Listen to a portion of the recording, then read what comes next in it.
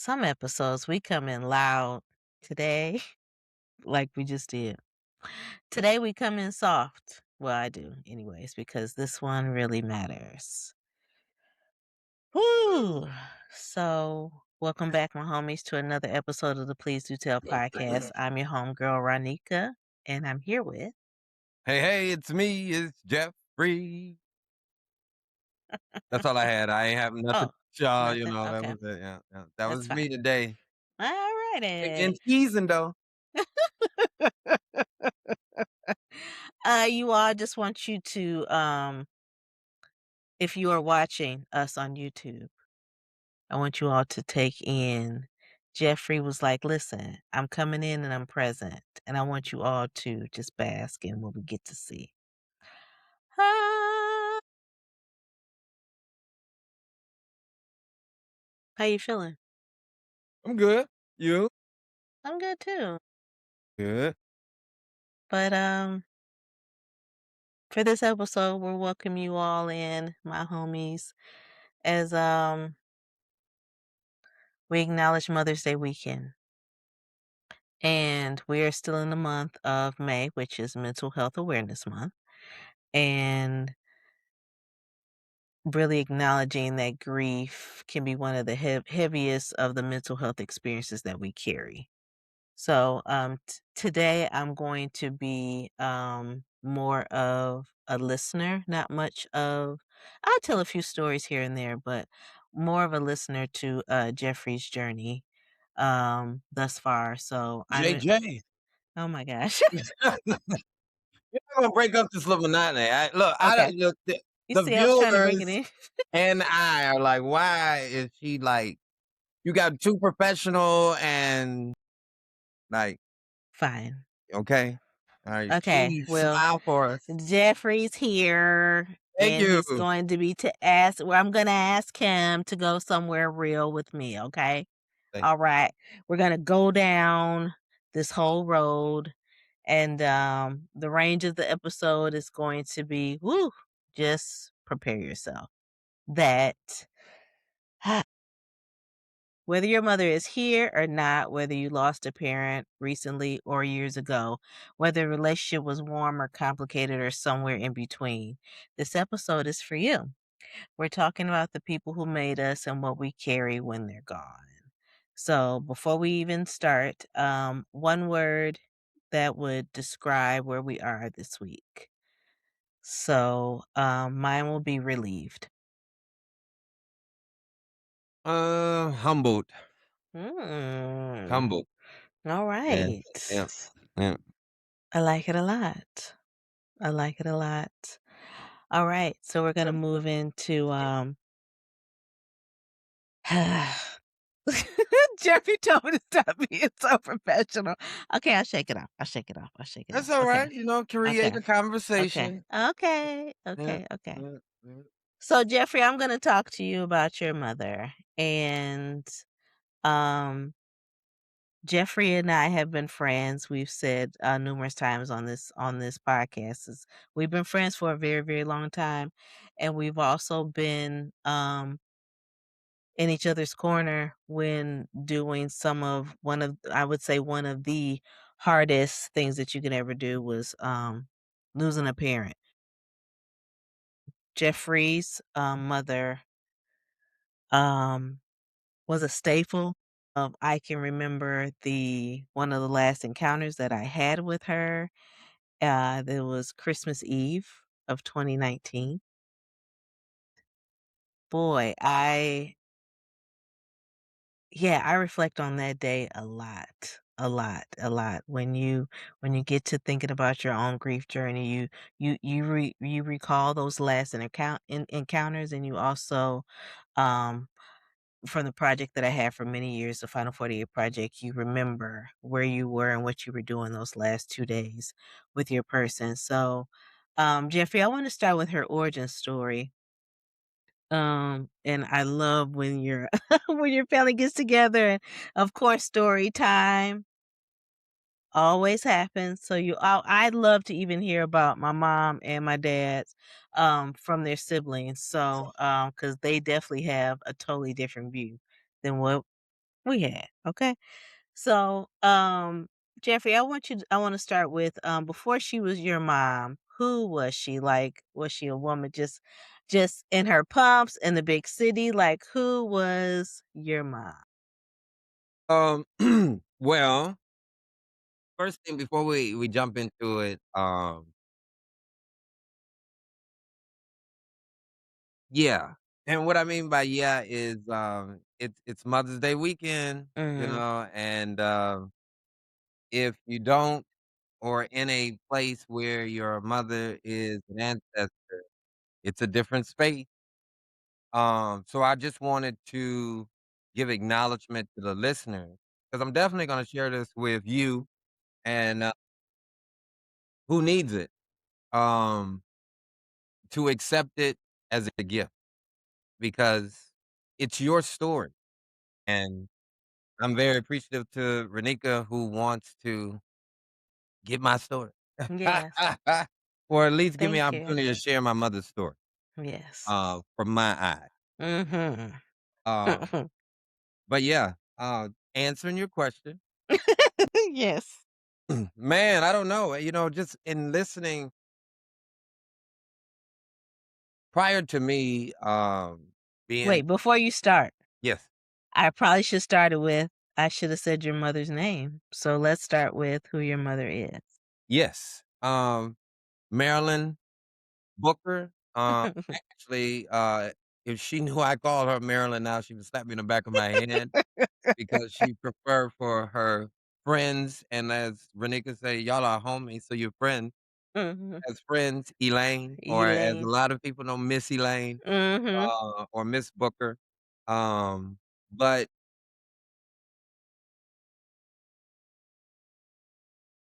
from, Michigan, from Benton Harbor, Michigan, proud graduate of her, local high school. I mean, if you didn't mention Benton Harbor, like, she was, you know, a stumper. Those people that graduated in the '60s and '70s in that era when you're talking about first being counted as a citizen, this is our place. So this is our school because you're talking about segregation and integration. It's a whole facet that you would have to like do your research to understand. But in learning that, I learned from my mother, graduated from high school, but didn't even go to school her senior year. They did co-op.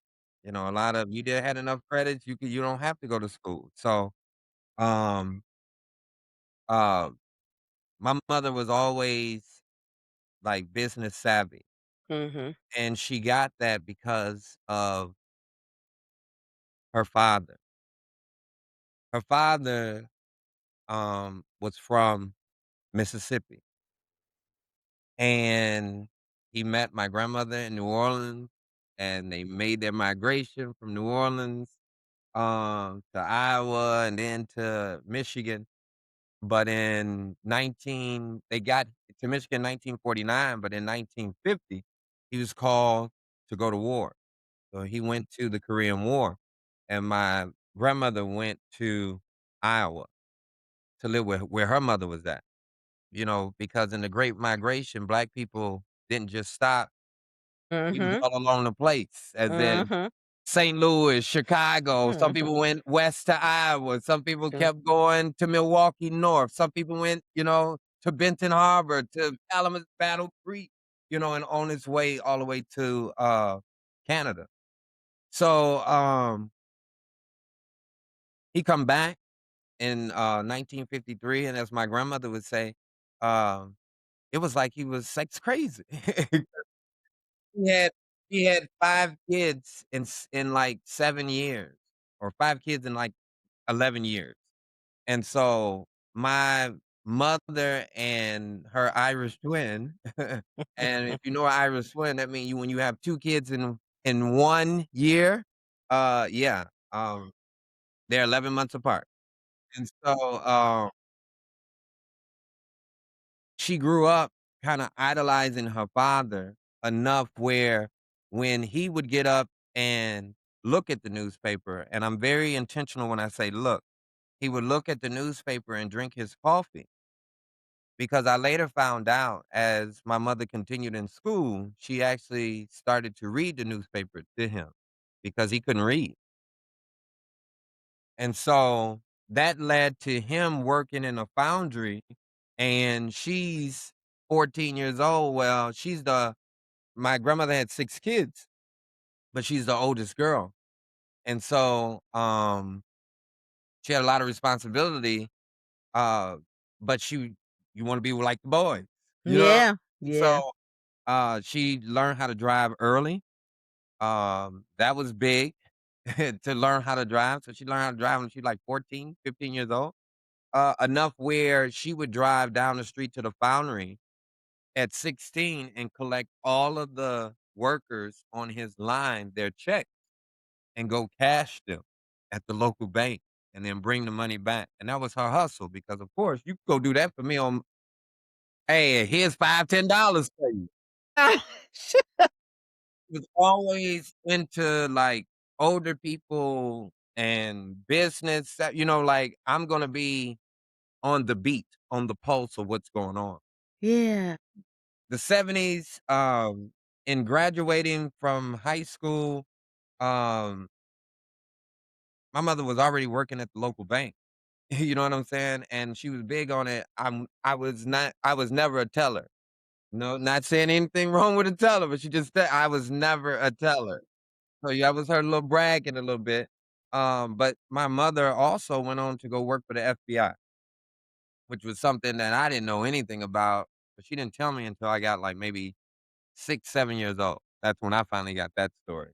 Mhm. Um, but I actually moved to Detroit, worked for the FBI, just did that for a couple years. So she was always like, "If you wanna do something, go see if you can do it."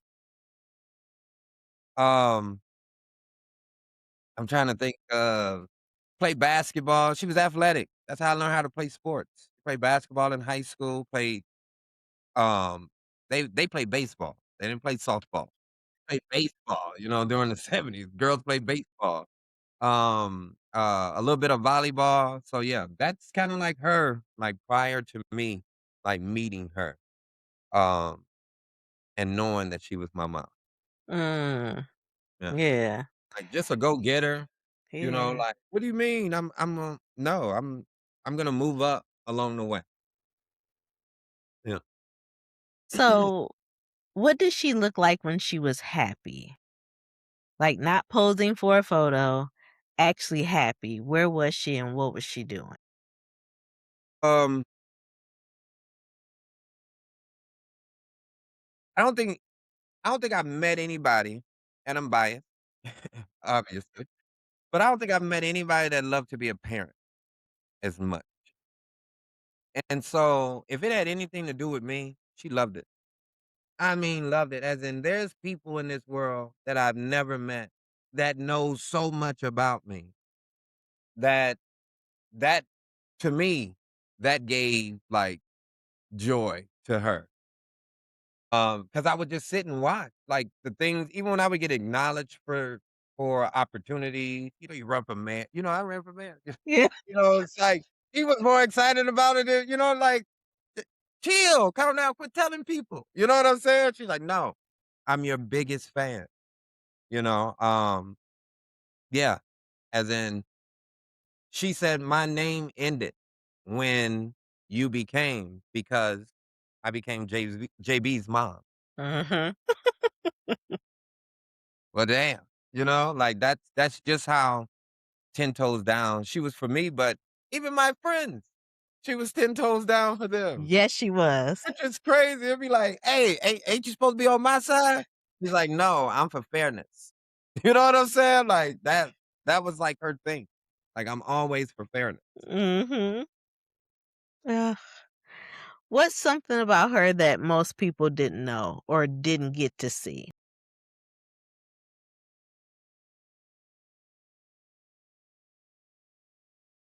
Um,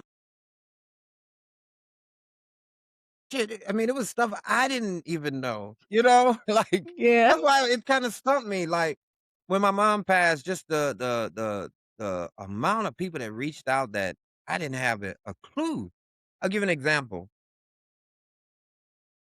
My mom always been, workaholic. I told you she was working, hustling, getting the gentleman at the foundry they checks, getting pieces of it. But um, she's always worked 2 jobs, always. And at her 2nd job, this older lady, she has to be now maybe in her 70s, maybe 80s. She still texts me every every holiday to check on me. I don't even know, like, I remember we talked a couple times and we talked on the phone, and I'm not trying to, because I wanna send her this too. I wanna make Yeah, it like, yeah, I yeah, don't even yeah. know her, like, but to know that my mother invested in my future, even knowing that she wouldn't be there forever, that's what a parent is. Mhm. So that's why I say I can call it bias, but you just heard the example. So it's next level. Yeah. Yeah. Mm. What did her house feel like, and what do you hear when you close your eyes and go back there? It depends. I mean, we had 3 houses growing up. We had the first house on Bishop. We had the first house on Bishop. I didn't like that house. Okay. I didn't like that house. Um, I liked it if my mom owned the house, but I didn't like it. My mom worked too much, and she didn't know how to take care of a house. And I'm not saying, like, nasty, but she Mhm. just couldn't keep up the upkeep of the house. Like, sometimes as women, that's not in your scope. You know what I'm saying? And so, um, just that we had natural attrition of a home, and I was just like, as a little kid, you like, "I don't wanna stay here," you know? But then I had a great grandmother that was, like, over the top too, and since my mom worked all the time, it was, like, easy transition. Then, we had our 2nd house, which was on Searles, and that was, like, my growing up house because we moved there right at the beginning of high school. Mhm. That was your, "Well, we gonna sneak because it ain't that far from the school," like, but even when we would, like, cut class, and my friends can vouch for this, not saying like you're not, but my male friends can vouch for it because, typically you roam, you skipping school. Y'all may have met males and females later, but when you left the school, you left in one tribe. You know what I'm saying? The girls left in and the guys left, so but every time that we would leave, I think we may have gotten away once, and we left the school often, but somehow, some way, either we'd be at the house and my mom would pull up at the house. Now, man, she's supposed to be at work. We'll be driving down Napier, and she zooms up in front of us, say, "Oh, I knew that car." And it was to one point, one of my homeboys said, "Do your mama have like a tracking device on you? Like, how does she know that you're not like not at school, dog?" Like, but it was a thing of she told me that you're not gonna get in trouble if you just tell me. Mhm. I just wanna know where you at. That's it. Like, she said it I didn't go to school all 4 years, like, so why would I think you're gonna do that? So, let's have a conversation to prepare for those. Yeah, yeah, it was the next level. Yeah. But yeah, her happiness, man, especially if she could catch us, and I hated it. Cause then all of a sudden you think to yourself, man, they ain't gonna wanna, you think about your peers. They don't wanna mess with Yeah. me. She keep Yeah. catching me. But then all of a sudden it was like my friends would wanna come over to my house because they just want to sit down and talk to my mama. Mhm. Damn, y'all wanna play the game? Y'all, they sit over there at the table talking and gossiping with my mama. Like what? Mhm. And then if that was the guys, then all of a sudden now you can integrate, you get older, you're 17, 18. Now my female friend, everybody's around. Nika, you included, and now y'all talking big business. Now we Mhm. grown. They talking child support. You know what I'm saying? Like it's a lot going on, So, but along the way, she's educating each and every one of us. Like Mhm. she said, education is everything. She said, when I was 3 years old, all the way until I did graduate from college, And then after she bragged about it, she said he's either gonna go to college or he's going to the military, but he has no other choice. And when you hear that at 3, you don't even know what they're talking about. And then at 5, you don't know what they're talking about. At 10, you kinda know what war is. Yeah. You kinda know what war Yeah. is now. Yeah, you do. So, 15, you got people that then went off to schools, so and military, you know? So now it's starting to so I knew early what direction that I was going into. Yeah. It was either one or the other, it was just a trajectory, but at least it gave me a path of what, success could look like. Hmm. All right. I'm just I don't Okay, if you're listening to the podcast, I want you to stop and go on YouTube and watch us because I am just beaming with joy. It's like the perfect story time. I'm learning so much. Mm-mm, not the perfect story time. It is it's perfect. Mm-mm. So when did you first see her as a person and not just your mom? And was there a specific moment? Several. Well, you a little I this is one that sticks out to me. I remember being a little boy, and, my mom is one of 6, and I'm one of 1. So, it is a polar opposite, she used to 5 siblings, I'm used to none. So, we were at a 4th of July, and we used to always go to my Uncle Walter's house on 4th of July, and I was young, and my mom was always like a tomboy. Like, Mhm. I learned sports from her. And she got to punching and pushing with my uncles, and so, my uncles and them, they men, so they finna mess with their little sister, you know what I'm Yes. they pick her up and they tossing her around, and me as a little kid, "Ah," that type of so that was the first time I remember going home because she told him, "Put me down so I can get my son." I was going nuts, okay? Put my mama down, like, cause they're my uncles, but I don't see you every day. Allegedly. You allegedly, that's your brothers. I don't know that. But you're a kid. So, um, I remember her talking to me as we drove from Coloma back home, and she said, "Those are my siblings, like, those are my brothers and sisters. You don't have any." By me, because she did. And one thing my mom, because I do have 2 sisters from my dad's side, my mom always acknowledged you have sisters. Like, she said, "Hey, you my only kid, but you have sisters." So I really like Yeah. that was a little sidebar. But, Yeah. yeah, she was like, those are my siblings, so we were playing. You don't have to take it as serious." And that took me like a couple years to get that together, 'cause she would take it to she would take it there with them. She would I remember one year on the 4th of July, they got to fight. And I don't wanna my mama got serious, and I seen the look. I was like 9 years old, and I remember because she was my Uncle Donald, he's still around too, my Uncle Donald, and he was bigger, Uncle Donald like 6'5", and my mom was like 5'4".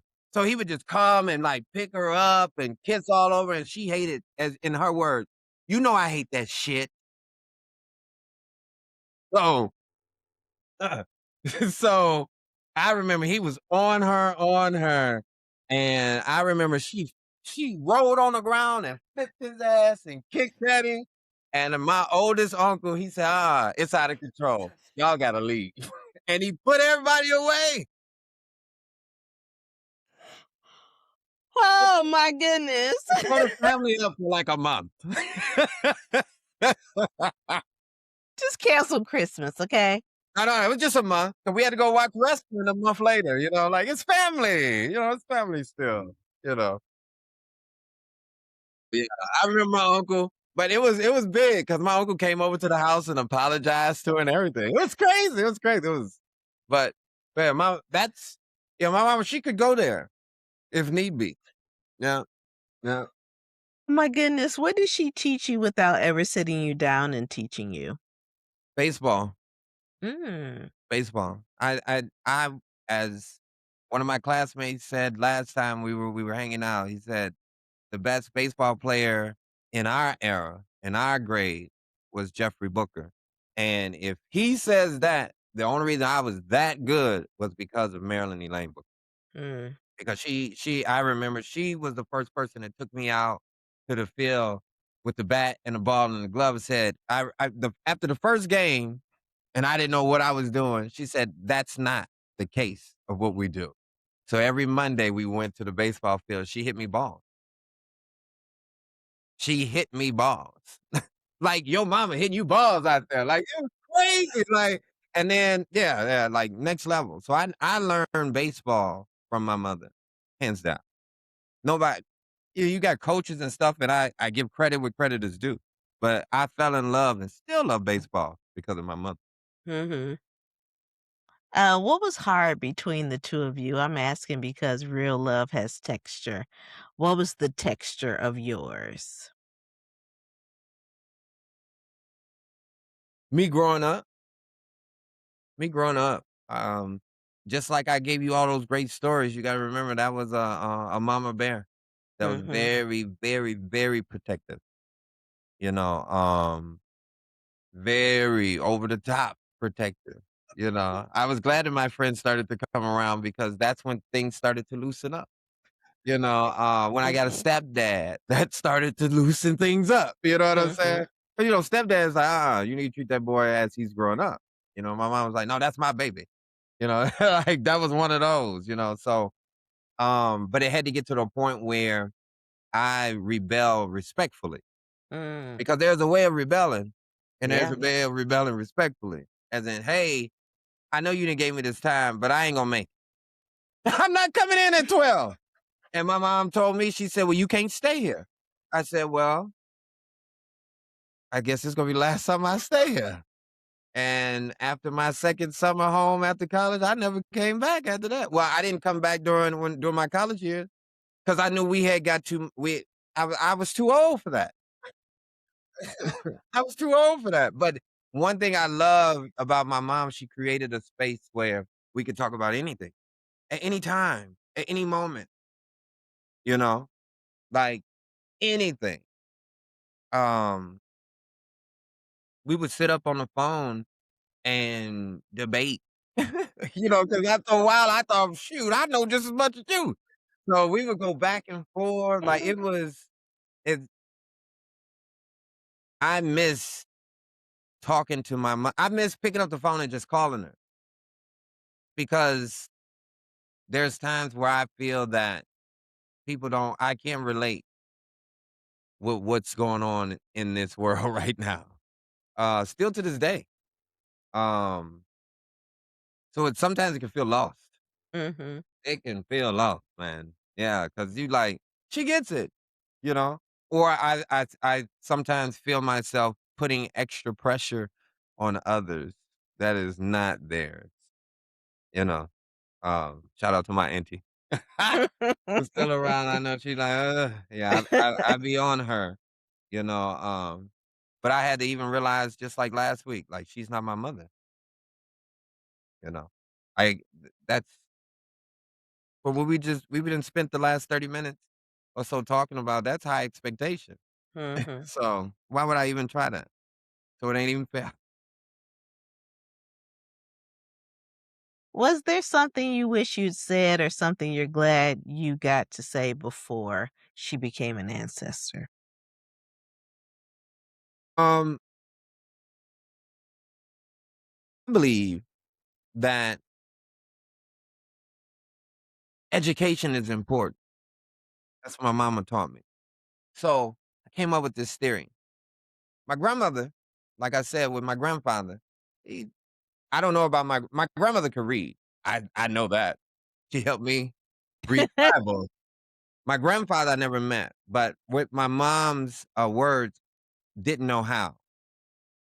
So, I placed the equivalency of A high school diploma was for my grandparents.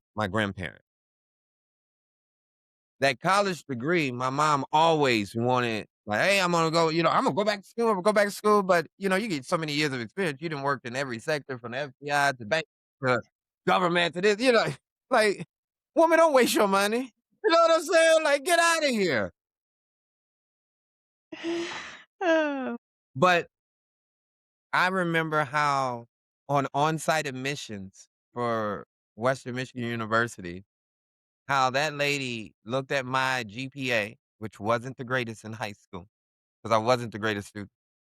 Um, I wasn't. I wasn't the greatest student academically.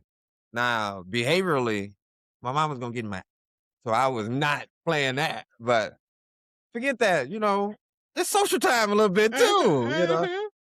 But, the way that my mother broke down crying when that lady said, "We're gonna admit him." I had never seen that before. What? I'm just going back to first hour after this. I didn't think you gonna cry. You know what I'm saying? Like, damn, you done ruined my day. I guess this was important. You know what I'm saying? So, What is wrong? so that led me all the way to that led me all the way to college graduation. And, you know, that college graduation, it just seems so elusive at some points. And when you're in undergrad, it seems elusive, especially when you're the first person in your family to go off to college in 30 years and no one in your family has graduated from college ever. And I say that because we have to remind people who think that it's just so easy, breezy. It's not. It's not something that's already there. You're Mhm. creating a culture. Yeah. So, to get my college degree, that was from my mama. That was not for me. Mhm. I knew how important it was for her because she knew how important it was gonna be for me later on. So, yeah, that's my answer. I can keep doing, that's my mama. And then I was gonna give you the story about college graduation, the day of graduation when they thought I was dead. Yeah, crazy. Just imagine uh, your mom just waiting on you to graduate. It's the day of graduation, and they've been calling you since 7 o'clock. Graduation at 12. It's 11, and no one's heard from you yet, and they can't get into your apartment. So that story's for another time. But I got the graduation on time. So goodness. that was a little stinker. Yeah, still. I tried to put So cologne on now though. oh my god. I'm old. I'm older now, and she gone. Uh, if she were listening to this episode right now, what would you want her to know? If she was listening to this episode now, what would I want her to know?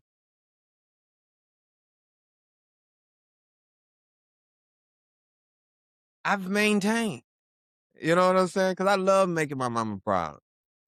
And um, because my transition to moving to the Northeast, I mean, my mother supported it, but she didn't want it. As in, she supported it just like her transition to go move to Detroit to work for the FBI, but her mama didn't want it either. But she Mhm. knew that you had to. So I just want to report out. Like that's our thing. Like we report out with each other. Like this is what we doing. Like it is what it is. We making you proud. You know. Yeah, and Piper's still here because my Yeah. my mama loved Piper. Yeah, Yeah. she loved Piper. She actually watched Piper for 6 weeks when I was transitioning. So yeah, Piper's still So here. I want to talk about right now, but I also need to I want to talk about 2020 specifically because your mom died right before the world shut down. So What did that do to your grief?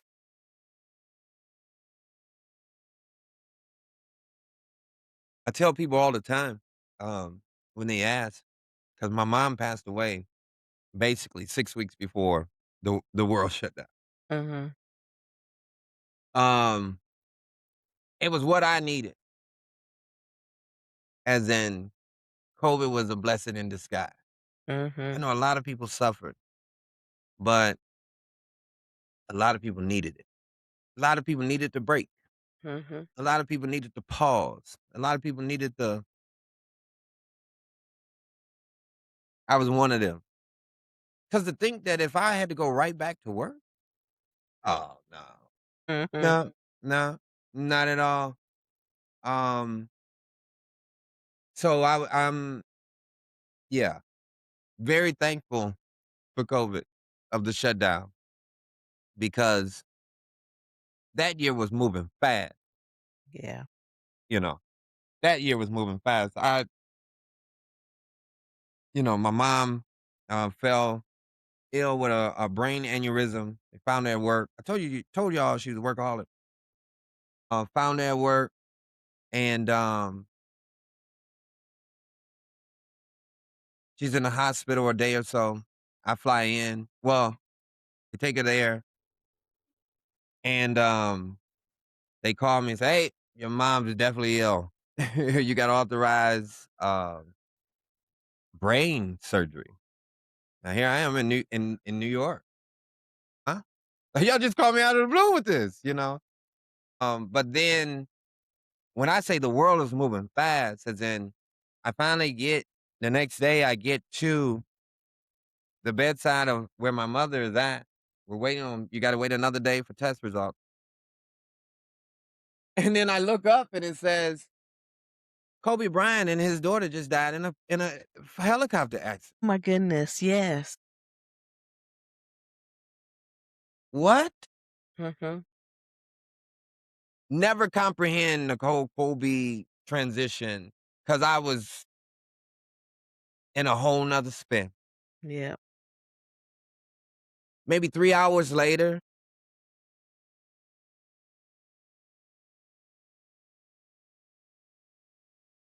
my best friend comes to the hospital.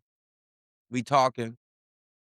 He said, "Oh, you want to go outside for a minute?" Yeah, I say, "Oh, yeah, yeah, I can go outside." It's just wait and see now. You know, and then he says, "Oh, call. Your homeboy Ronnie wants to talk to you," which is our homeboy. And I said, "Hey, how you doing?" He said, "Man, I heard what's going on." He said, "I would be there." He said, "But I want to tell you that my dad passed away last night." And I'm like, "What?" Mhm.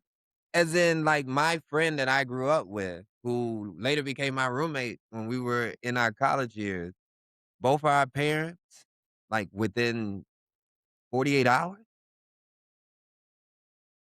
So, when COVID hit in March, a break was needed. Mhm. And so, I remember having the conversations with people about how amazing that the world was shutting down, but I can't tell you much about April of 2020, like, nothing. I try to go back and remember a day, I cannot remember it at all. Not one. Not one day in April. Sometimes you go through the pictures on your Yeah. phone. I I I don't even remember that picture. Like, a lot of it was numb activity. Numb activity. March was numb because I was actually in Georgia when the world shut down, and then I had to fly in the next day, and I remember hanging out with some friends because they were like, "Oh, you need to get out." Everybody's trying to be helpful. Yeah. Yeah. "Oh, you need to go out," and I'm like, everything is stale. Everything is stale. Like, this is what we do? Yeah. That's where I was at, like, "Oh, man." Then when you lay down, you can't sleep, and, it was crazy time, so thank you for COVID. Mm. Crazy. So, it's been 6 years now. Correct. How has it changed or has it at all? What? What do you when you ask that, how has what changed? Your grief, I'm sorry, your grief. No, no, no, no, no. As I'll be candid, it gets easier by the day, but it don't. Mm. You learn to adjust because nothing here is yours. I think that's the best advice I can give to someone that loses a parent that's very close to them. Nothing here is yours. So move with that mindset and you'll be able to cope a little bit better. Um, but yeah. Yeah, I think we were chatting a little bit earlier. Like something's just not serious anymore. Work. You know what I'm saying? Like social gatherings. That's not as serious anymore. Like if it can't feed into, I don't want to be a part of.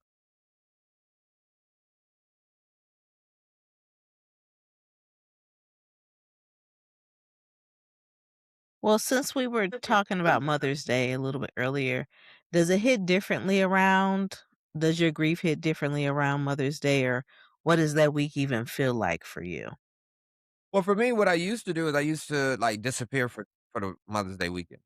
I turned Mhm. it kind of like into look, Renika and I don't celebrate our birthday. So, I actually Yeah. use 2 weekends now that I do kinda like a little birthday thing, Mother's Mhm. Day and my mother's birthday.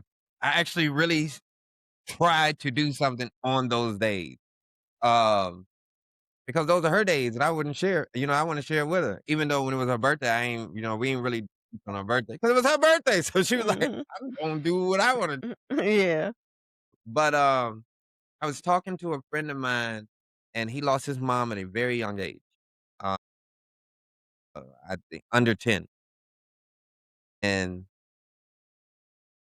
he became my friend when I moved here to New York, and he talks about I used to talk about my mom, like, all the time, but he knew me just before like, I think we met 3 months before she passed, Mm, and mhm. then he knows, like, here's the stories, and he's like, one day we were I don't wanna say comparing, but he was like, "Man, I wish, if I coulda chose, I wish my mom woulda passed when I was older than when I was younger because I don't have as many stories." Mm. Mhm. And so he actually stopped by the house yesterday. So I said, "Hey," we was talking. I was like, "What you doing for Mother's Day?" He's like, "When is it?" I said, "Day." He was like, "Oh, man, I forgot." I said, "I know, we all," I was generalizing. 51% of us out of the 49, we all, like, kinda avoid it, you know? Mhm. Kinda avoid that day. Like, a lot of times, like, maybe the first couple years, people reach out, but then after, they don't. And then, you almost go with a little bit of a battle with yourself with seeing others with their parent or with their mother. Or it even made me get more assertive towards my friends about, "You need to talk to your mama." Like, it's high importance, and probably all of my friends, like, that's really in my bubble now, I am big on their mamas, Mhm. all of them. "Oh, man, I call you mama." You know? I don't mind. You know what I'm saying? Like, what you doing? What garden? What you cook?" You know? Um, but yeah, mamas are important. Yeah, they're important. I remember making that transition. I remember I felt like my mom left my body. It was like a surreal moment where I couldn't shake it off, and it felt like something was leaving me. I'll never forget it. So, it's important. So was so that's when you were in New York. So it's almost as if you felt that that she was going to transition before you Yeah, it even was a got on the disconnect. plane. Yeah, it was a Yeah. disconnect. It was a disconnect. Like, when I see my mom, that was a disconnect. That was a body, that was a shell. And my mom never responded. My mom never talked at that. No. Last I heard my mom was when they found her at work, and I put her on the phone, and, I told her, I said, "You're working too much." And, she said, "You don't can't tell me what to do." And gave him the phone and walked off, you know what I'm saying? And she never talked after that. "You can't tell me what to do." And if you know, and Imma send this to her people that's her. "You can't tell me what to do." You know, with a little finger pointing at you and stuff with them long fingernails. So, yeah. So it was what it was, you know? But she properly prepared me, I can go through all of this. But and I didn't read the rest of so I don't know if we're gonna get to, Mhm. but she definitely properly prepared me for her transition. Just like she said, "You either going to college or the military." She was like, "When I pass," she said, "'Cause Lord will, I will pass before you, you're gonna cremate me, and you're gonna do things decent and in order. You're gonna have it this way, you're gonna have it that way." And it was crazy because when I was cleaning out her house, I found my first Easter suit with a letter that was typed to me from her. My first Easter suit with a letter with instructions typed by her. Next level. That was that 30 years in preparation for that? Because you know what I'm saying? Like, I don't know. I don't know. But she was always on it. You get this power of attorney. Like, I remember I come home from college. Well, you got to sign this paperwork. And all I'm the, I shouldn't sign anything. I'm just talking just because I can talk now because I feel like I'm an adult. And she's Mhm. just still getting things in order. And I would tell that to anybody that's listening to this as a parent, get things in order for your kids because it's going to be a lot when you gone. Because Mhm. remember, you've been on a throne to them. So they're not gonna be able to just jump on there and just move fast. So you need to properly prepare them for the inevitable. What would you tell another man who just lost his mother and is trying to figure out how to stand back up? That's a tough one. Uh, talk to someone. Definitely talk to someone, but watch your vulnerability. Because uh, I had a bad interaction the day after my mother passed away, where I was invited over with alcohol and weed, and then she was trying to make moves and stuff over, and I was like, "My mama just died yesterday." I was stunned. I was stunned. But so you gotta watch your vulnerability, young man. You gotta watch your vulnerability. So the people that's in your tribe, Mhm. um, or the people, and if you don't know, then create a space where they're not just in your face. I don't wanna be this rhymer, but when they're not just in your face, because sometimes people can say anything, but if you create a barrier where all of a sudden they gotta get over the barrier to come get to you, they be like, "Oh, forget them," unless they really want to be a part of it. Ooh. Yeah, man, it's crazy. And And I crazy stuff be happening. I'm telling you. was trying to recall, I was like, "I don't think I know that story." Try not to share it because it ain't everybody's business because a damn show should be embarrassing to them, but, Okay. I ain't talked that crazy in a long time. Ooh. Is there something she started that you feel like you're continuing, something unfinished that you're going to finish?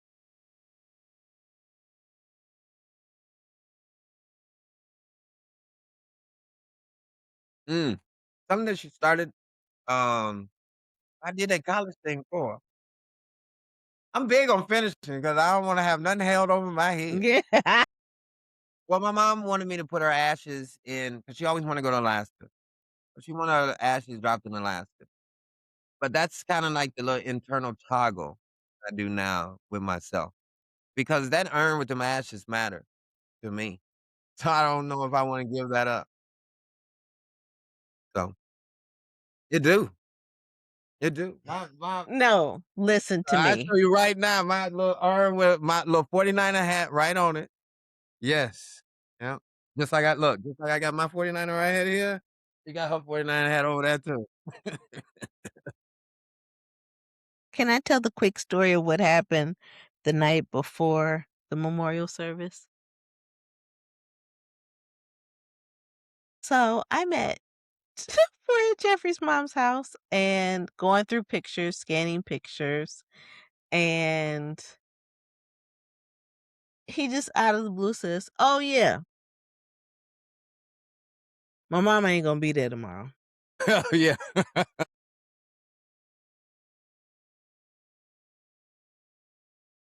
Yeah, she ain't gonna be there. I said, "What?" Yeah, it's gonna be an urn there, but she ain't gonna be in it. And every time, and you can ask our other friends as well. Every time I'm around Jeffrey, I'm like, "Is he bullshitting me? Like what? Is he serious?" Yep. They just give you an urn.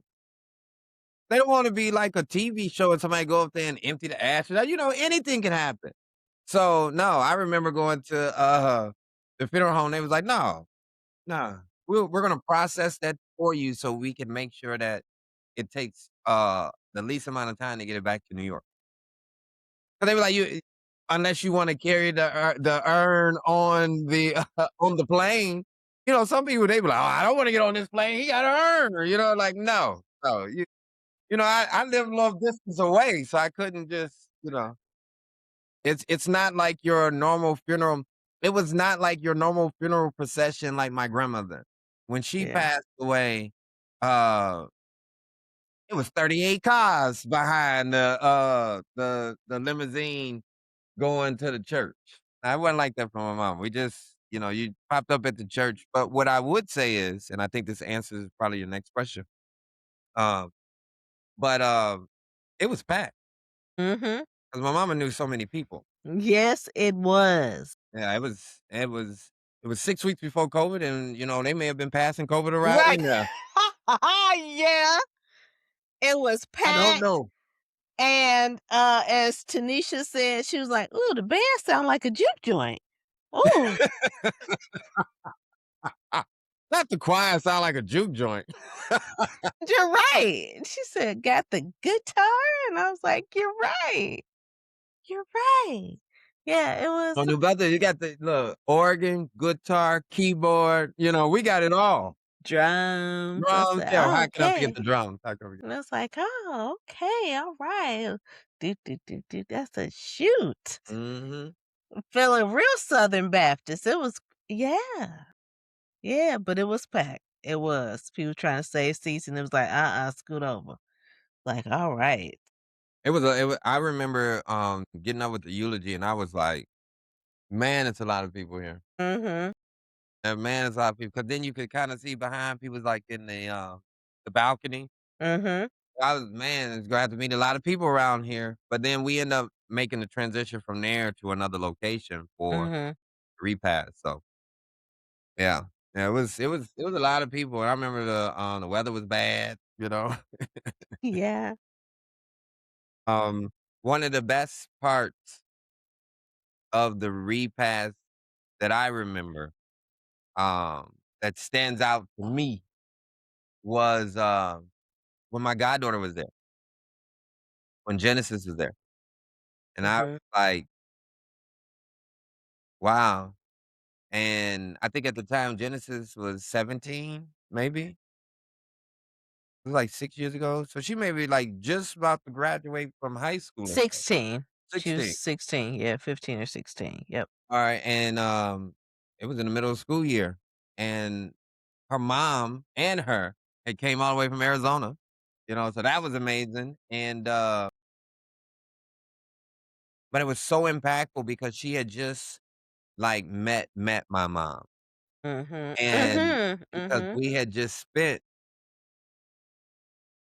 Thanksgiving in Phoenix, because our family, every Thanksgiving, we go somewhere. That was something that my mom and I conjured together. So I guess that is one of the things that because my mom didn't like to clean up after she was like, "It's too many people. Why is it 30 people and I'm the only person doing." So, of course, I'm her next to kin because 'cause I'm her only kid. So, Mhm. I wasn't doing the dishes. So, I was like, "Well, we just go somewhere." And so we created those trips, and the last trip that we went on was to Phoenix. Mhm. And there's a picture where you have Tanisha, her mom, Alicia, TC, me, my aunt, my mom, and Genesis. They're all like, I think even Genesis and my mom may even be sitting next to each other. You know what I'm saying? So Mhm. I can only imagine the impact for a 16-year-old standpoint that say, I just met her in November and now it is in January, February, February, yeah. and she's not here. You know what I'm Mhm. saying? So just for her, that was, I guarantee, I don't want to say guarantee, but I know that had to be impactful for somebody that's 16-year-old. Yeah. So, and it was impactful to me too. Mhm. What do you want people to know about her beyond this episode, beyond this moment?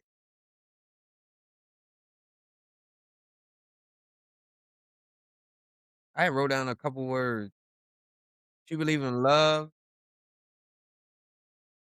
um, do right, and be honest. I tell this story all the time. If I got in trouble, I ain't calling her, but she gonna snitch. But she gonna stand in court with me. I seen it before.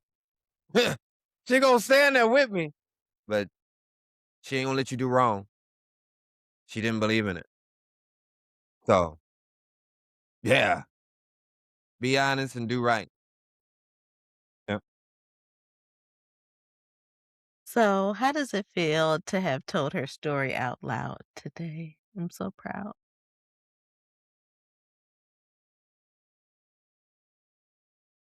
Easier than I thought. But, I talk about it so much. I ain't really I could even give a little bit of a deeper dive because I really thought I was a little bit, um, but it was about her. You know what I mean? Mhm. And it's the greatest story I could ever tell. I lived it. I was front row seats. I was front row seats. And, she did that.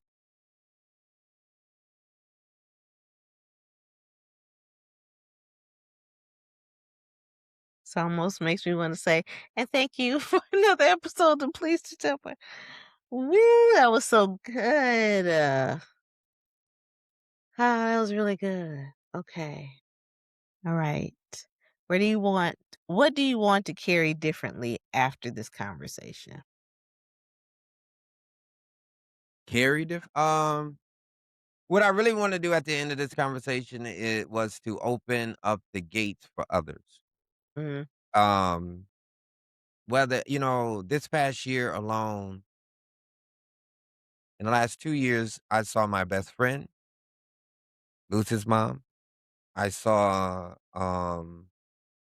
2 of my students lose their mom, and I knew the mama.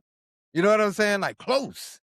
So, I want them to hear it so they can be able to share and understand what that joy is when you share their story, because you don't have to continue to carry the grief, because we remember the bad part, we remember the bad parts. I remember them saying your mother had over 100 strokes.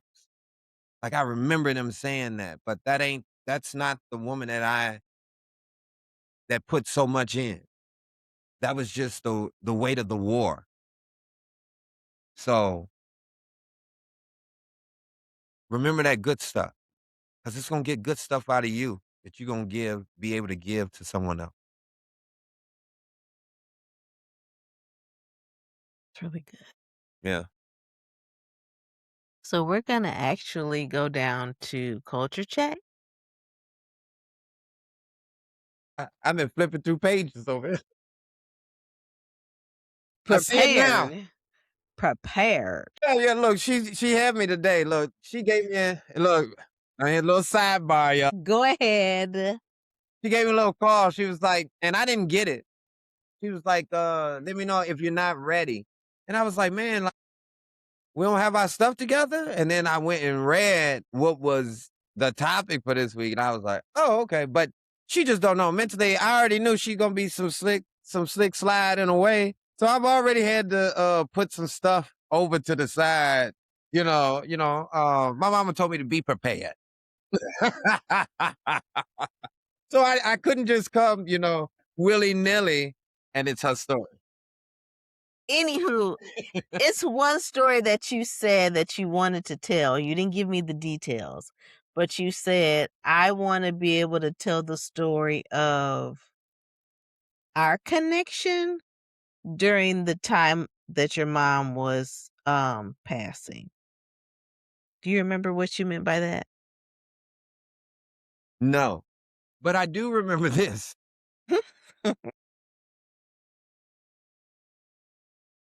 I remember talking to you, Ronnika, like, during the process, and then we talked after, and you was like, "Well, I didn't know whether to come to the hospital or not come," and then I was like, "Why didn't you come?" But she was like, "Well, it's a family time," and so that was kinda like our little but I understood because you had already lost a parent. Like, it's that's a lot going on, you know what I'm saying? Like, I'm not running to go still, and it's 6 years, I understand, but, that was just us, like, miscommunicating, but it led us to, like, this, you know what I'm saying? And what I mean by this is, like you said, you were one of the last of my friends to see my mother alive because I was there. You understand? Mhm. That's not a coincidence. I saw y'all get, like, really close.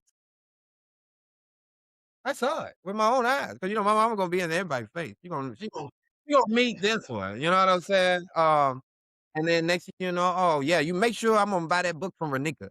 You know what I'm saying? Like, Mhm. she was investing, like, "Oh, this is gonna" so she was laying that, like, he may be a, you know, he may not be good now, but he'll be good later. You know what I'm saying? That's basically what she was doing, like, "Don't worry about him now. He'll be okay," and she laid that foundation. She was like, we knew each other since we was 3 years old, but still, she didn't Yeah. have to, and then like I said, I saw it. All my female friends, I would see it, but particularly that last in 2019, the end of that decade, I really saw, the last 3 years, like from 16 to 19, y'all had got close. You when you said something about her snitching. So I'll let you all in on a little secret. Her and I had our own little communication code that I like to call deep throat. It grew on her. So, uh, You're like, "I don't like that," but she wasn't thrilled about it. Like, it grew on her. But we would communicate so much that, my dad kept a file of all the information that we're coming up with, and to this day, I think my sister might have possession of it now, but she made me a better researcher. That's what Yes, that she did. hey, that's that private investigating shit, It was great. Look, it she knows everything. That's why you say she knows everything, so you might as well just tell her. It was Like, great. you might as well just tell her. It was And great. see, I didn't even know that, y'all. That Mm. whole little thing about this, and she said communicating. She said her dad. That was 2013. I didn't even know. I said 2016. So Before. Before. look, it's so many people you talk to. I talk to Yeah. friends, they be like, "Oh yeah, I knew your mama. I do." Yeah. Oh, Yeah. you did? Oh, okay. Yeah. Thanks a lot. Yeah. Thanks a lot. Yeah, 'cause you gotta remember, when I was home for those, like 6 weeks, it's probably a little longer than that. Um, and every Wednesday I would or was it Tuesday or Wednesday would you send out those texts about movie night? Night, So Wednesdays. Wednesday, 8 o'clock, movie yes, night. even when I lived in Texas, I would get them, and I'm like, "Ugh, Subway, you guys have fun," like, basically middle finger, right? And so when I was home, it would be Wednesday, like, maybe around 5 or 6 o'clock. My dad be like, ain't your partner having movie night? Don't you need to get over there to move?" "What That's movie fair. y'all watching tonight?" I was like, "So we really don't watch movies, we play spades." He's like, "You don't know how to Right. play spades." I was like, "Well, I'm usually there trying to renege." It's a whole 'nother story, because no one seems to think that that is funny. Oh, yeah. Yeah. Yeah, so don't ever pick me to play spades, but, yes, we had our own communication, but I feel That's like deep terrible. down inside, I'm really a private investigator. It was great. Still great. It That's was what's great. up. That's what's up. That's what's up. Mhm. Uh, More you know, cause I didn't. Like, she Do do do do do. it was just too much. Too much. You're doing way too much for me. I remember my friends, cause she worked in child support, well, friend support, excuse me. And, my friends were like, "Man, I need to talk to your mama." Hey, well, you better call her, cause I ain't finna relay a mess. I am not her I'm not her secretary. I'm a grown ass man. Oh god, that's How more do you than even know everything. my friends? How you know my classmates? But yeah. Mm. Yeah. So funny. Mhm. Okay, so how does culture keep our people alive, such as food, music, stories, rituals, the way we say someone's name? What does it look like? How do it keep us alive? How culture keeps our people alive? How with food, like for you? Is it food? Is it music? Is it stories? I think the way that we see, like, rights being, repelled in this country, um, being taken back, I Mm, think that,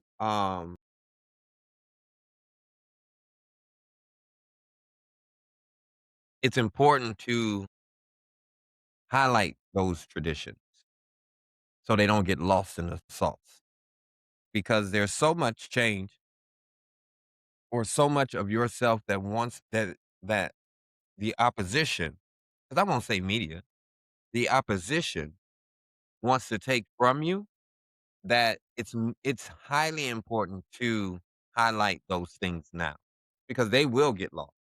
You're generation away. You know, my grandmother knew how to sew. I'm 2 generations away. I don't know how to sew. mhm, You can lose that real quick. yep. You know, so that would be mine. Mm. Um, recipes. Food. I mean, I'm just thinking about my own grandmother. It's so many because she didn't write anything down, and it was like really watching her do it, and I'm trying to take notes. But my aunt, my mom's youngest sister, um, was up under my grandmother all the time. So I would say that maybe out of all of them, like my mom has definitely her signature dishes. But my Aunt Tammy being up under her all the time and then working in the restaurant alongside her, she got most of the recipes. Now on my dad's side, because most of them are ancestors, and I feel like the women went first, that I have a carrot cake recipe from my grandmother. That's all I got. Mm. So, You know, I don't remember recipes. Well, I'll put it this way: our family is very men women structured. Enough where my grandma had 3 boys and 3 girls. Like literally, she had 3 boys first, and then she had 3 girls second. You know, um, so it's very like if you was talking about cooking or cleaning, it was women. If you talking about moving or making sure you got enough money for the food, it was the men. You know what Mhm. I'm saying? Like, it was kinda structured that way. So the men just made sure that you was able there to provide, so I play that role. Like, I don't mind it. I'm gonna put shit in the house. I mean, I'm gonna put stuff in the house, like, I'm gonna take care of the house. I don't mind doing it, because I don't wanna be like, "Why we don't have?" So, and then because of COVID, I've learned how to cook. So, as an only kid, I can be kinda, self-sufficient, you know what I mean? Now it's about picking and choosing if you want somebody with you. Whew. Okay, so we're going to It's a hell of a transition right there. I mean, whoa. I'm like, man. At the playground, you know? I'm like, That sounds like gone. Culture check, you're supposed to take us in a little bit slower than that, like daggone. Uh, because I'm like, is foolishness pals gonna be any different? Sheesh. So, so we're trying to lighten it up a bit because we've been doing the work this episode, I would say. Doing Okay, the work. worker. Just over here like I'm a manual. This ain't no work. This ain't no damn training, Gina.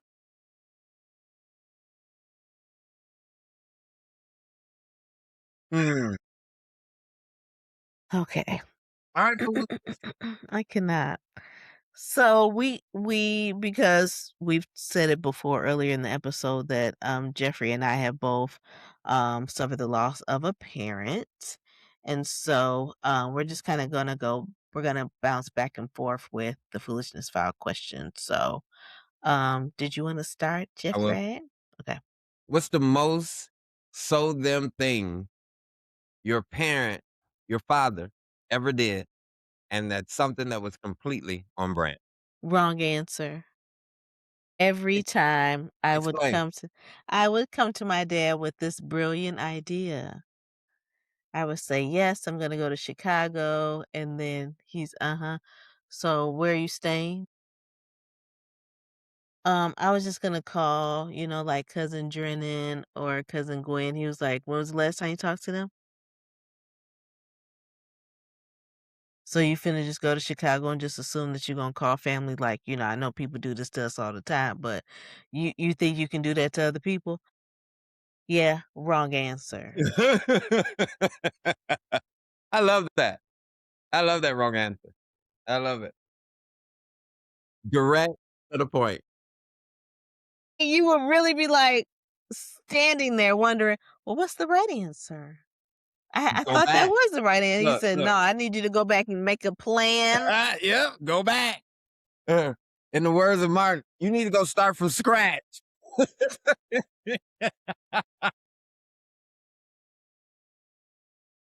'Cause that's the wrong answer. Yeah, you gotta start from scratch. Alright. Mm-mm. Something that your mom said that you swore you would never say, and then you said it out loud as an adult. Um,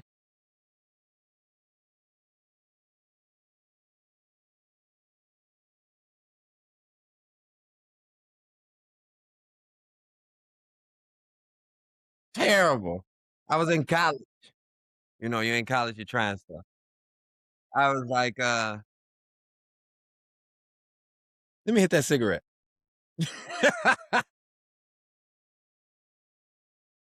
My mom was a cigarette smoker. I was like, "Hey, she smokes cigarette. Let me hit that cigarette." And I remember hitting that cigarette. I was like, "This is not good at all." So, yeah, didn't like the cigarettes. And I swore I would never mess with a cigarette. You know, that's why I'd never be around anybody that smoked cigarettes. But boy, I was wrong.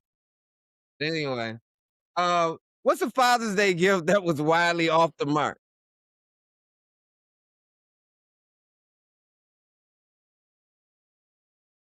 Oh, okay. Well, It's his interpretation. He looked at it like, "Huh? What was that gift?" Was hot, and then he fell in love with it. It's actually I still have it. Um, it's this cup. So there was this thing called I don't think it's around anymore or somebody bought them out or whatever. Things remembered. Excuse me. Bless you. Thank you. It would be in the mall, like at a kiosk in the mall. And so I got him this cup because he loved mugs, he loved coffee. So on one side it says wrong answer. On the other side, it says property of I think it just yeah, property of Ronald Williams. But he was just like when he first got it, he saw the side that said property of Ronald Williams, like, "What kind of shit is this? This isn't what I'm sending you to school for." So, that's what the face was saying. I was like, "Turn it around." And then he read wrong answer. So it went from a shitty gift to like, okay, so this was always on display in the living room. So everybody that came over, well, if you made it past the porch.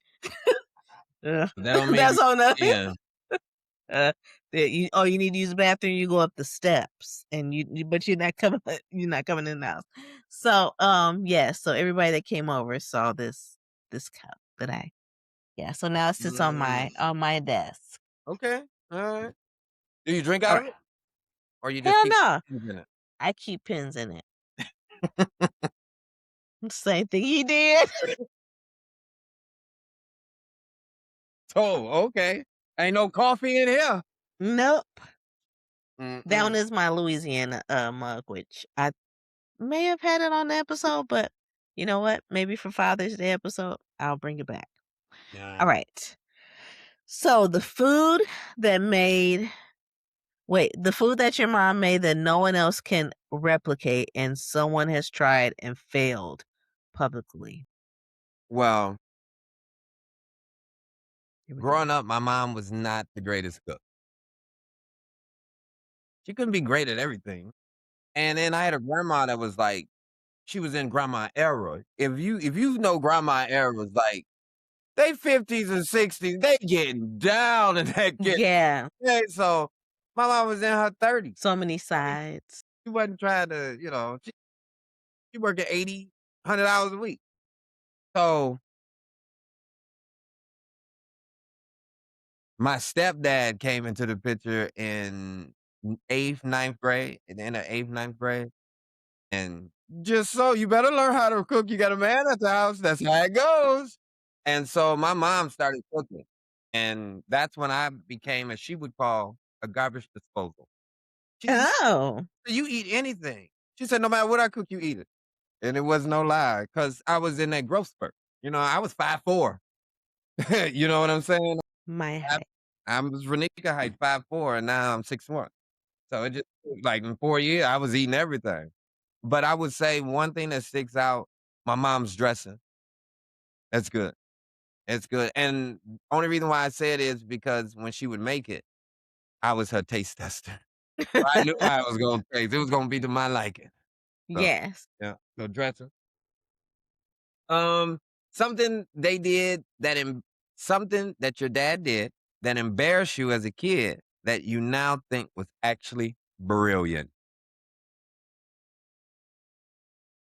Not sure if I've told this story before, but lean in. It was 6th grade. My dad had just had surgery on his foot, so he was off work for a couple months, and this was also around the time that my grandmother was his mother, was ill. So my dad had nothing but time. He had nothing but time. So I had been, I guess starting to get a little mouthy. Hormones were starting to kick in, and, he showed up at the school unannounced. I thought I was riding the bus home, and That's I what you remember think. I'll never forget Siobhan Lewis. That's her maiden name, Siobhan Lewis. Said well, she's now Belle, but Mhm. she said, and I turned around, my dad's face is pressed up against the glass with blue blockers on, a it looked like, a, not Bob the Builder, but like a lumberjack, coat with a boot on his foot, and he just looked, dare I say, unkept. Like, I just was so embarrassed, but boy, did that scare me straight. Cause the one thing I did not wanna do is make my dad mad because I was the daddy's girl that did fear her dad. Like, he didn't have to whip me because I was already scared of him, Mm-mm. of his tone, like, or I was scared of disappointing him. I hated disappointing my dad. So, but I thought that that was probably the most brilliant thing to do, to just, "Okay, so you remember I always tell you, when you leave this house, you're representing me. So I wanna see if you're actually following the rules," and I wouldn't, but after that, I knew how to be slicker, but Mm. Ha! I'm I just knew how kidding. to be slicker. Mm-mm. I kid. Okay, the piece of advice that she gave that made 0 sense at the time and everything but makes more sense later. Don't have no kids when you young. My mom was big on that. Don't have no kids when you young, and she didn't have me till she was 26. But she was like, "Don't have no kids when you young." So that's why I think she was all up in my business in high school. I mean, one time I was trying to get on the couch. I promise you, this Mm. is a random story. Terrible random story too. My mom was like, "Oh, I had a friend on. She was over. We was sitting there watching TV, and my mom was like, 'Oh, I'm finna run to the gas station, get me a pack of cigarettes and a newspaper. Staple. Uh, Play my number.' That." So she went. So of course, I know we got T minus 10 minutes. You know what I'm saying? So I promise you, like I remember laying on top, and then all of a sudden the door opened. And then I remember my mama I looked at her, she shut the door back. And then she said, I'm opening this door. But I said, you better that means you better get everything in and on. Or whatever you thought you were doing. But yeah. So yeah, What? she was big. You ain't gonna have no babies. She said, y'all too grown. Y'all talking about college, but y'all also can do other stuff too. So she was Mhm. big on it. Yeah. Ooh. So, listen, we won a Foolishness of the Week award, okay? The most that is so my parent moment. Audience, we want you all, Yes. our homies, Please share. Please actually, share. Please in share. our DMs, or you can also email please do tell podcast at gmail.com. Please do tell podcast at gmail.com. If you don't want to slide in those DMs, and if you want to stay anonymous, also let us know that too. But Yeah, and that's we'll cool. pick the winner and announce it on the next episode.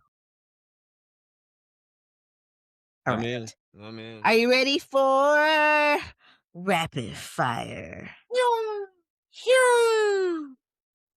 Well, unless you're over there in the Strait of Hormuz, and then it's a little louder over there. All right. Getting right to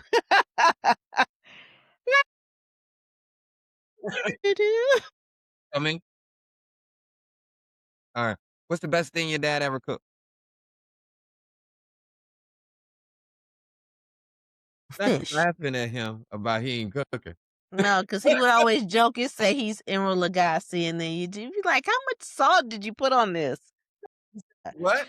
How much salt?" And like he would barbecue, and it was like, "This is so salty." He was like, "Yeah, I think it was a little heavy-handed." But that fish, when we had like a fish fry after my accident, oh man, I was like, "Okay, all right, I mess with it. Okay, With okay, love. mm-hmm, okay." Something that your mom always said that didn't make sense until you were grown. Something that made sense that didn't make sense until you were grown. Um,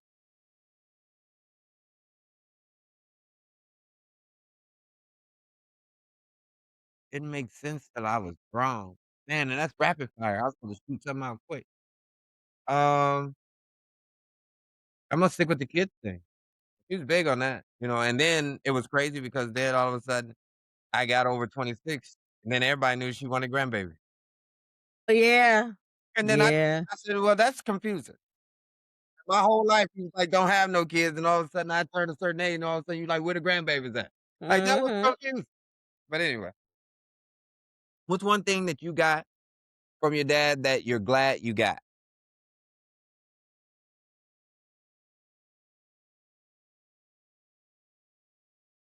His sense of humor.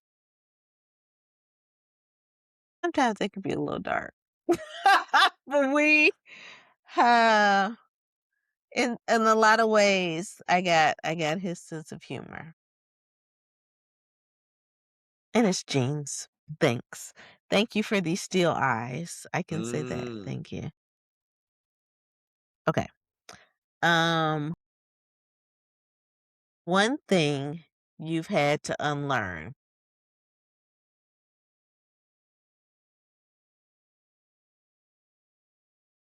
But to not try to be everything for everybody, Mm. 'cause we done said all these stories and sound like my mom was a this or that or this or that or that for all these people, you know? So, Mhm. I can't do it all like that. I don't have the capacity. Um, your dad's song, what's the one that takes you right back to the Al Green. I so in love with you. Yeah, I had to listen to that Al Green's greatest hits all the way to Battle Creek from Ben Harbor and back, and it's it only an looped a hour, 2 couple hours. times. Yeah. So I just remember the tape just kept flipping. If you know, you know. You know. Yeah, that tape I was flip. just like, "Oh, okay, now we're going back to the A side again." So yeah. But now I love it. I love Al Okay. Green too. I love Al Green. Love Al Green. Actually, it's a song of Al Green that just takes me right back to my mama. Takes me right Mm. back there. Used to cry to it, like, right after she passed away. Sure did. But love Al Green. Oh, I thought you were gonna start singing, that's why I leaned in. No. Okay. The compliment from your mom that you still carry. But yeah, I'm gonna stay with the kid thing. So my mom always said this. She said, "I don't care what any of these she would say fast girls, my grandma would say fast tail girls. Yeah. Generational, Yeah. generational. Yeah, yeah. I don't care what any of these fast girls say. If they have that baby and them eyebrows don't look like them, that ain't your baby." And that was something that carried with me the rest of my life. I promise you, you get pregnant, I'll let you have that baby. We ain't even gotta do the DNA. If that baby come out and look like it got hash browns on it, that's mine. That's mine. That's mine. Had these hash browns since I was a little kid, okay? I just grew into them now. Ronnika tell you. Never heard you call them hash browns. Well, I told you that I did. I think we was talking Did last you? week. Yeah, yeah, yeah. When It the could one have been. kid on the bus told me that, my eyebrows look like hash browns on my forehead. Yeah. Sorry, yeah. Yeah. We Okay. just talked about it at the beginning of the show, well, before the show. We Yeah. said, "Ooh, we talk about a lot." Then Yeah. okay, yeah, It's good. alright. It's Yeah, alright. it's Yeah. alright. Thank you. I I'm bring it back back there. up, but they Thank these you, hash and then browns is on this yeah. forehead. Oh, my word. So I kinda want us both to answer this one. Um, wait, or are you supposed to ask me? Imma ask you, Okay. if you could carry one more ordinary day with your father, not just a special day, just a regular Tuesday, what does it look like? Well, we would randomly go to Chicago, probably Robbins, Illinois, actually. visit family. Then we would go over to Chicago, get us an authentic Chicago dog, and then drive back home and get ice cream. Chuckling there and back. Wow. Yeah. Story time, all of that. I would ask him so many questions. If you're Yeah. tired of answering, Yeah. you say, "Oh, well." So what? Wrong answer. Back to you, buddy. Keep Right, talking. right, right, right, right, right, right. That's what's Okay, so I would want you to answer the same question. If you could have one more ordinary day with your mom, not a special day, just a regular Tuesday, what does it look like? Probably listening to the Please Do Tell podcast. nah, she done already took care of that, she's in everything. So, with my mama, I have to surprise her, like, because if not, she's doing something for somebody else. So, even though it's not a special day, so I already know she's busy with somebody else. So, I would have to surprise her. I know she's at work. Surprise her at work, say, "Hey, you done for the day?" And, I'll go smooth the ball. I don't give a damn. I know how to do it now. I've been a boss, you know? But we definitely gotta go out to eat, and we gotta debate. We gotta talk the talk. I gotta pick her brain, and she damn sure finna pick mine. Mhm. And that's just what we gonna do. We gotta talk about this post-Obama stuff. We gotta talk about this Trump stuff. Like, we gotta talk about Michael Jordan. We gotta talk about it all, you know what I'm saying? Like, we are all over the place, you know? So, yeah, I miss those talks. Mhm. Ooh. All right. Mhm. We've been talking, talking, talking on this Today. episode. Yeah, we have. Not today. Mhm. Yeah, we have. Um, I actually want to give you the last word about your mom, about today, about whatever you need to say. The floor is yours. Oh, I'm very appreciative of the opportunity, to be able to share my story of my mother with you guys. Whether you take some traits, whether you hear it and took some laughs, or, whether you took some things to say, "Hey, I don't wanna do that." Just take something. I think that she left a lot on this earth. Um, gather it up. Uh, I really want my friends, family, and extended who have lost a mother recently. I'm here for you. If you need somebody to talk to, nothing wrong with talking out your story because it's your experience and you deserve that. Don't let anyone cut you off. If they cut you off, hit us up because you gotta process it because you're not going backwards. We had an opportunity to talk about that ordinary day at the end, but that ain't happening. And when we get off the camera, we gotta think about, "Damn, that sounds great, but Mhm. never happening again." Mhm. So, keep each other together because we don't know when our time will or won't come. I don't wanna get preachy, so come on, that's Mhm. it. Yeah, that's it. Okay, to Yeah, everyone listening. yeah, yeah, yeah. Who is missing someone today in so many days, I would say every day. It could be your mother, your father, your person. We see you. Your grief is real and your love did not end when they did. And to the mothers who are still here, who are tired, who are carrying more than they let on, you matter beyond what you give. We hope someone is asking how you're really doing today. But to Jeffrey, just thank you. I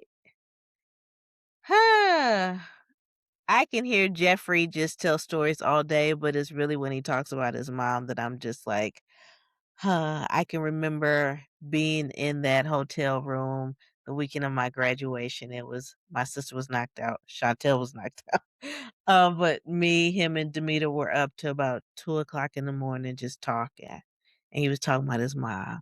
And we were talking about those last moments of when he called each one of us to say, like, "Hey, I need to talk to Mm-mm, somebody." mm-mm, mm-mm. We worked through all of that. So, just thank you for being vulnerable and believing and knowing that this story time is definitely going to help some. Absolutely. Woo wee. So to our homies, the listeners, the audience, y'all out there. What is one thing that your parent gave you that no one can take away from you? Share with us. We said please do tell podcast at Come on gmail.com. It's now. always Come on now. open. We wait. Our DMs is open. Sometimes you gotta slide maybe 2 times because 'cause I'm like, "Oh my gosh, ew, spam." I'm kidding. No, it's just Not slide. spam. I'm kidding. That's a whole name. Almost spam. I am kidding. But we wanna definitely invite you all to tag someone who needs to hear this episode. Please, share with them. If you are listening, Apple, Spotify, don't forget to give us a review of the episodes. Like that helps other people discover. Please do tell. So Absolutely. be a homie, tell a homie, okay? And of course, even in the last episode and all month long, we will be including the mental health resources that we know of in the show notes. And if you are definitely in my area, I would definitely remember to include Lori's Place, which is Grief Education and Healing Center. That's for free resources and services. So I will definitely be able to include their information as well. But Jeffrey, did you have anything before we wrap it up? Again, thank you. Please reach out. I'm at Mr. Fantastic World at MrFantastic World WORLD. You can also find us on Facebook on Thursday nights at 10:15 p.m. with the If You Know, You Know late night show where they talk about some numbers and the PPP and all this other stuff. But it is hosted by and we ready. Uh, Little late night, with that, but and if you cannot catch us because some people my friend just told me as I was coming to the studio, my friend told me, he's like, "Man, I can't stay up late for that because he Yeah, like 5 yeah. episodes drop Saturday at midnight on YouTube. So, be there. You're not square. Mm-mm, not at all. So again, don't forget to subscribe, share, leave a review. We got homies trying to be in the building. We already said that we're just trying to plan for a live show, all the things. So be sure to share with a homie so they don't miss out. So you can find me, Ronika.Williams, Ronnika, on Instagram and Threads, and Ronika Williams on Facebook. And so we will see you all next time. Woo, Jeffrey. Holla. Holla.